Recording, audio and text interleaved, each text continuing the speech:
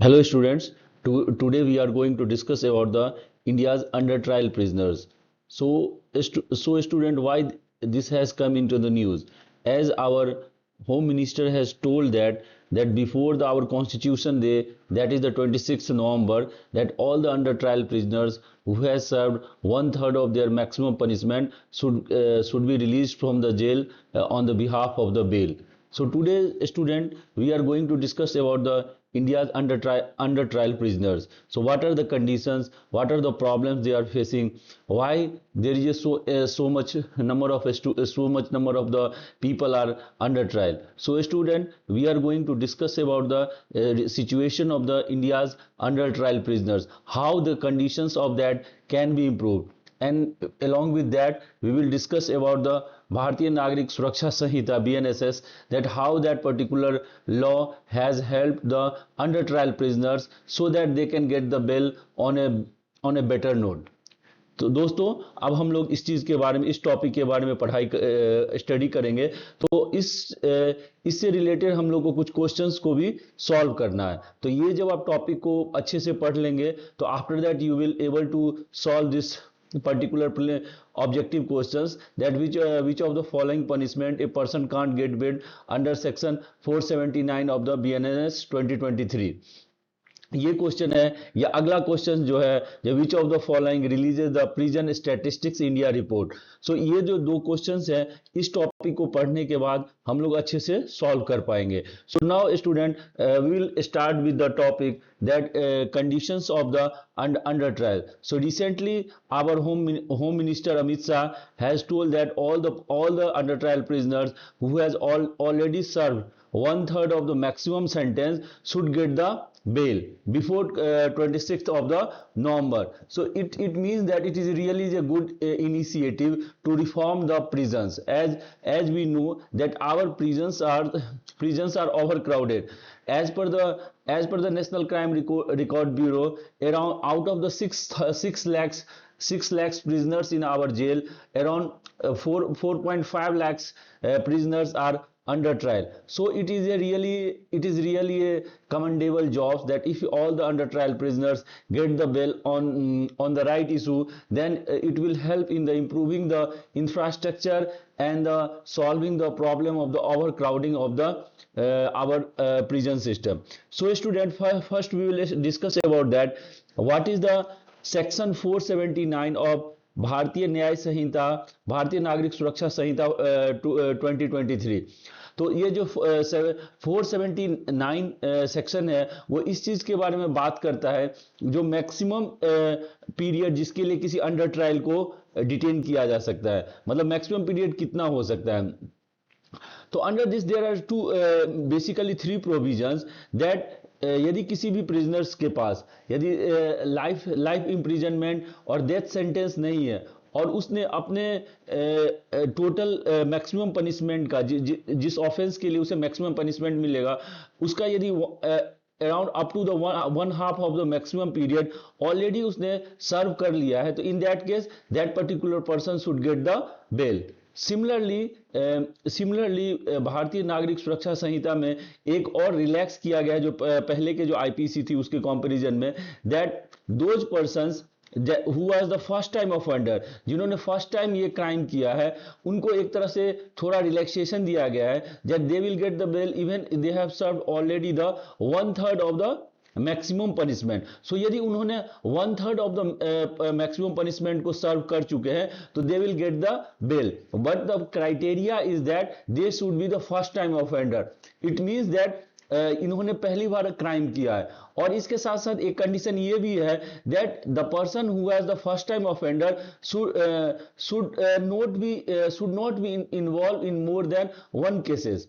मतलब ऐसा नहीं होना चाहिए, जो फर्स्ट टाइम ऑफेंडर है इट इज ट्रू, लेकिन ऐसा नहीं हो चाहिए मोर देन वन क्राइम में वो इन्वॉल्व है, या उनका जो इन्वेस्टिगेशन है या अंडर ट्रायल इन्वेस्टिगेशन है which is going on in such type of situation that first time offender will not get the bail. So section 479 of the भारतीय नागरिक सुरक्षा संहिता 2023 इस चीज के बारे में बताता है, जो मैक्सिमम पीरियड किसी पनिशमेंट किसी भी क्राइम के लिए जितना है, उसमें किस कंडीशन में किसी को भी बेल मिल सकता है। तो पहला तो ये है, जो यदि उन्होंने maximum half of the imprisonment को ऑलरेडी सर्व कर चुका है, so in that situation they will,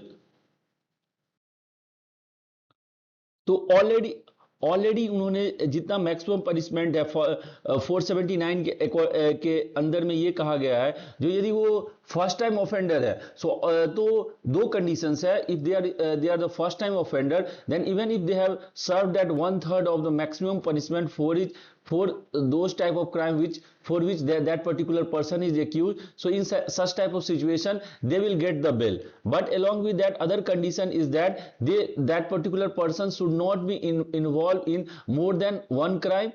Along with that trial is investigation for that particular trial is already completed. So these are the two conditions under which that first time offender can get the bail. But जो basic rule ये कहता है, जो यदि कोई person, यदि life imprisonment का उसे सेंटेंस नहीं मिला या डेथ सेंटेंस नहीं मिला है, और यदि उसने up to half of the maximum punishment उन्होंने ऑलरेडी सर्व कर चुका है, so at that type of situation that particular person should get the bell.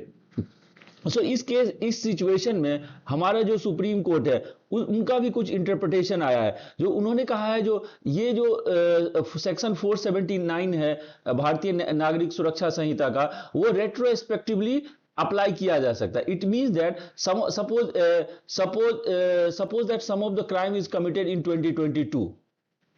Suppose कोई क्राइम है वो 2022 में कंप्लीट हुआ है, सो ये भारतीय नागरिक सुरक्षा संहिता रेट्रोस्पेक्टिवली, इट मीन्स दैट 2022 के क्राइम के लिए भी उसे इसके अंदर में बेल मिल सकता है. So that is the beauty of this act, that it can be work retrospectively, मतलब ये पीछे के डेट से भी इसे लागू किया जा सकता है, so that many people who are under trial get the benefit from the BNSS. Otherwise ऐसा होता है, जो यदि वो 2024 से जैसे वो लागू किया गया है, लेकिन यदि कोई क्राइम 2022 में हुआ है, तो वो IPC या CRPC के अंतर्गत उन्हें पनिशमेंट मिलता है या उनका अंडर ट्रायल चलता है. लेकिन टॉप कोर्ट का ये इंटरप्रिटेशन है, जो नहीं, ये जो सेक्शन 479 है इसको रेट्रोस्पेक्टिवली भी लागू किया जा सकता है, so that many under trial prisoners will get the benefit and there are chances that they get the bell.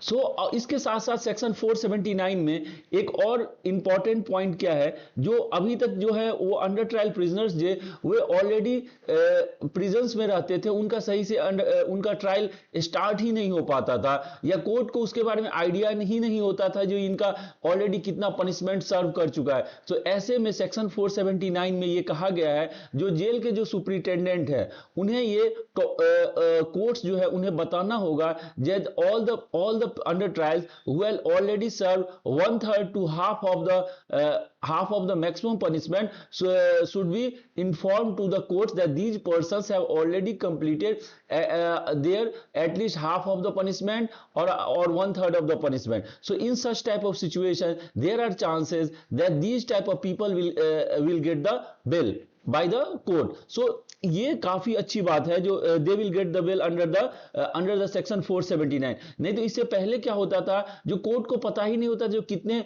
Already जो अंडर ट्रायल प्रिजनर्स है, ऑलरेडी प्रिजनर्स ने half of the punishment cover कर लिया है, या जितना मैक्सिमम पनिशमेंट है उससे भी ज्यादा वो ऑलरेडी सर्व कर चुके हैं. सो ये काफी अच्छा है, जो इससे ये होगा जो अंडर ट्रायल प्रिजनर्स है उनको सही टाइम पे बेल मिल सकेगा, और ये over crowding of the prisons है, या उनको जो फ्री लीगल एड्स मिलना चाहिए था, या जो उनका जो अपना बेसिक राइट्स है उसको प्रोटेक्ट किया जा सकता है.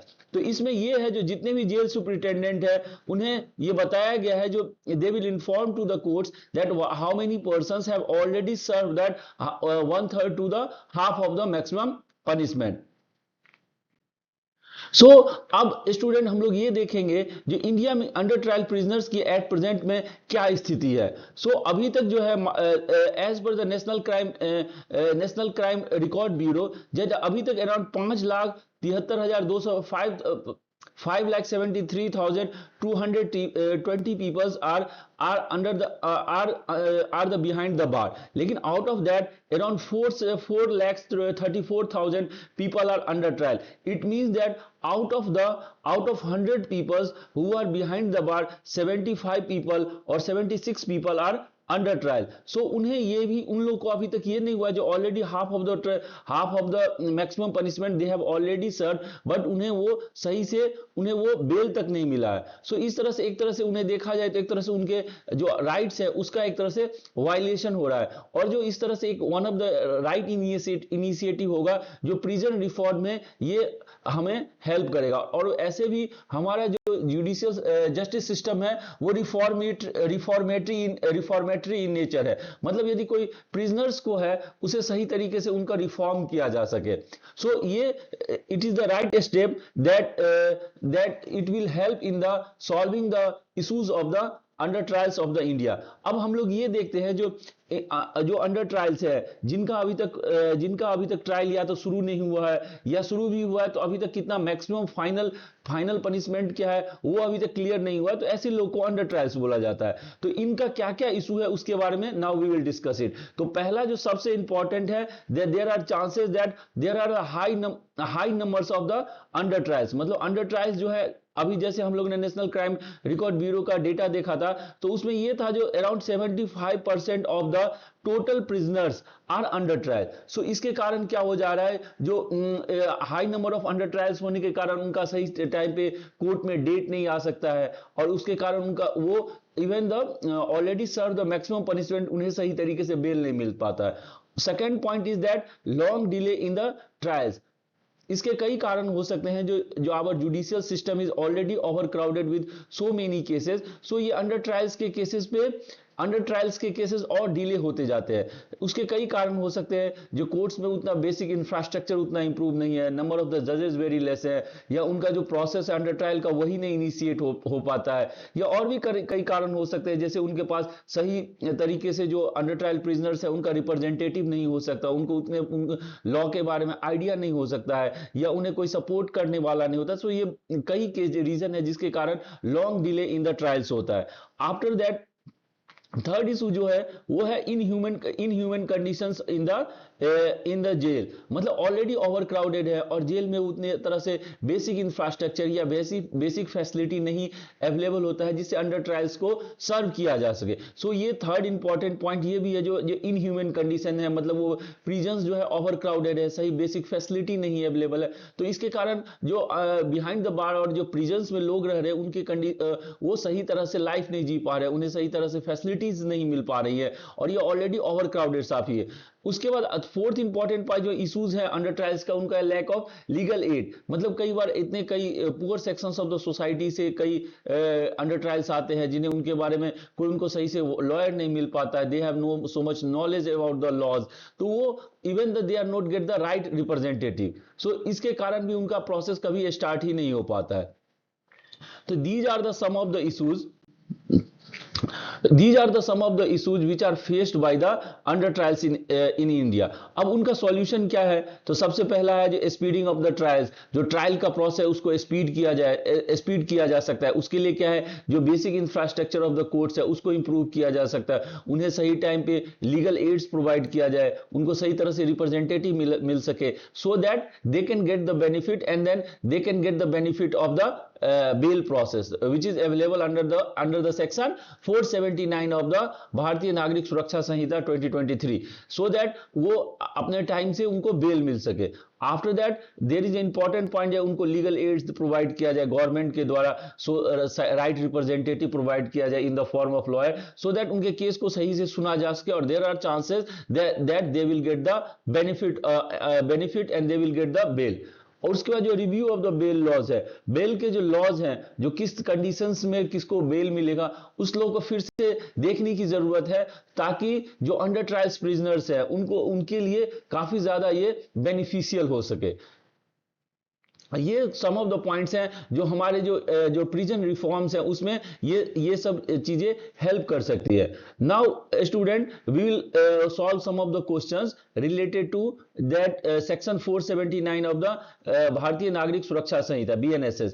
तो पहला क्वेश्चन ये है, जो for which of the following punishment a person can't get bail under the section 479 of the Bharatiya Nagarik सुरक्षा संहिता. सो इसमें हम लोगों ने जैसे डिस्कस किया था, जो यदि जब किसी को भी लाइफ इंप्रिजनमेंट मिला हुआ है, so in that situations that particular persons can't get the bail under the section 479 of the BNSS 2023.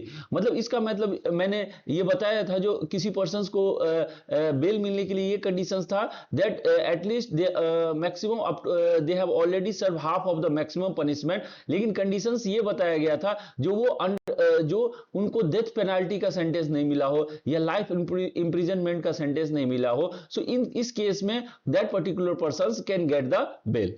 Now student, we will go to the next question. Next question ये है, जो which of the following release the prison statistics India report, जो ये किसके द्वारा release किया जाता है. तो हम लोगों ने स्टूडेंट, जैसे हम लोगों ने डिस्कस किया था, जो this is release by the national crime NCRB, national crime record bureau के द्वारा ये रिलीज किया जाता है. ये मिनिस्ट्री ऑफ होम अफेयर्स या academy of the prisoners and the correctional administration या institute of the correctional administration, इनके द्वारा नहीं किया जाता है. ये NCRB, national crime record bureau के द्वारा ये prison statistics India report release किया जाता है. और इसी के अकॉर्डिंग ये पाया गया था, जो around 75% of the all the prisoners who are behind the bar are under trial. जो जिनका अभी तक ट्रायल या तो शुरू नहीं हुआ है, और इवन द ट्रायल शुरू हुआ है तो the final punishments have not come yet awarded. So this reports was released by the national crime record bureau. So now student, we have completed this particular topics,